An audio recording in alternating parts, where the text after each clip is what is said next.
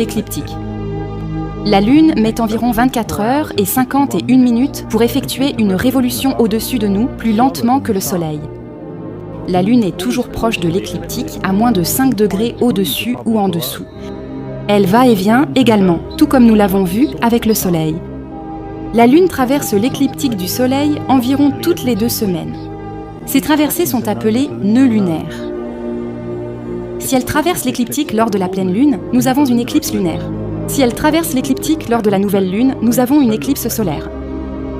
Souvenez-vous de cela pour plus tard. La Lune met en moyenne 29 jours, 12 heures et 44 minutes pour compléter un mois lunaire, un cycle lunaire, de la nouvelle Lune à la Lune croissante, pleine, décroissante et retour à la nouvelle Lune. Le Soleil se déplace plus vite que la Lune. Le Soleil la rattrape, créant une nouvelle Lune, puis la dépasse. Plus précisément ici, nous pouvons voir que les phases lunaires sont causées par la géométrie relative de la Lune par rapport au Soleil, dans le ciel plat de la Terre. Ces deux luminaires sont liés par ce que l'on pourrait appeler une énergie pranique, magnétique, électro ou chi.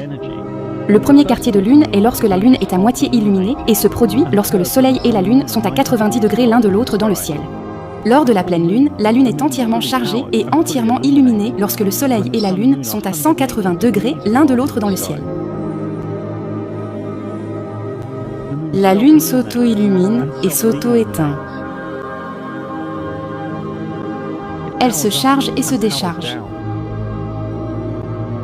Il existe des preuves suggérant que cette relation géométrique crée également les marées dans les océans, car l'eau salée est ionisée et peut réagir à l'électromagnétisme.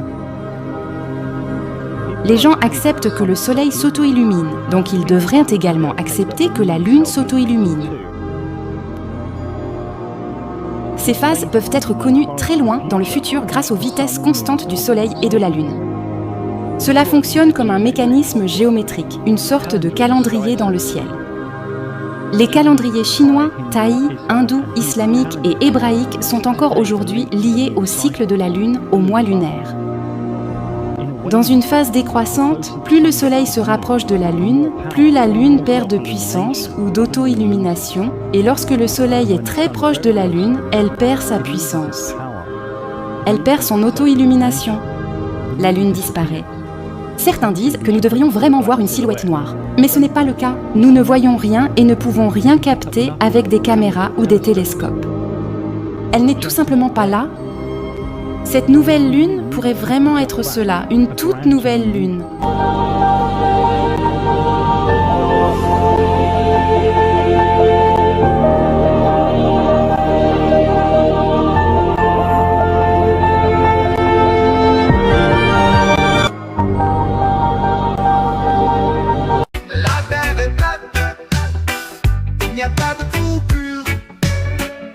Pour rester incollable sur le sujet qui nous passionne tous, retrouvez tous les livres en français de notre éditeur sur la Terre plate sur ericdubé.fr. La Terre est plate, il n'y a pas de trou pur.